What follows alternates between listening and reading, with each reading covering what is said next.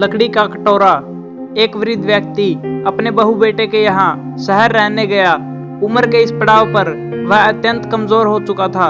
उसके हाथ कांपते थे और दिखाई भी कम देता था। वो एक छोटे से घर में रहते थे। पूरा परिवार और उसका 4 वर्षीय पोता एक साथ डिनर टेबल पर खाना खाते थे।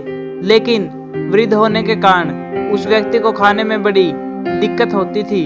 कभी मटर के दाने उसकी चम्मच से निकलकर फर्श पे बिखर जाते तो कभी हाथ से दूध छिलककर मेजपोश पर गिर जाता।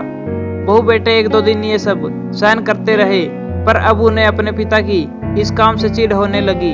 हमें इनका कुछ करना पड़ेगा, लड़के ने कहा।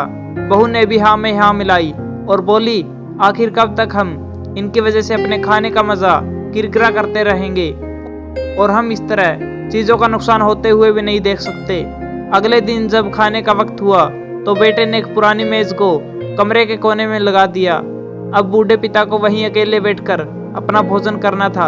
यहाँ तक कि उनके खाने के बर्तनों की जगह एक लकड़ी का कटोरा दे दिया गया ताकि अब और बर्तन न टूट फूट सकें। बाकी लोग पहले की तरह ही आराम से बैठकर खाते और जब कभी कभार उस बुजुर्ग की तरफ देखते तो उनकी आंखों में आंसू दिखाई देते। यह देखकर भी बहू बेटे का मन नहीं पिघलता। वो उनकी छोटी से छोटी गलती पर ढेरों बातें सुना देते। वहाँ बैठा बालक भी यह सब बड़े ध्यान से देखता रहता और अपने में मस्त रहता। एक रात खाने से पहले उस छोटे बालक को उसके माता पिता ने जमीन पर बैठकर कुछ करते हुए देखा। तुम क्या बना रहे हो? पिता ने पूछा। बच्चे ने मासूमियत के साथ उत्तर दिया, अरे मैं तो आप लोगों के लिए एक लकड़ी का कटोरा बना रहा हूँ ताकि जब मैं बड़ा हो जाऊं तो आप लोग इसमें खा सकें। और वह पुनः अपने काम में लग गया।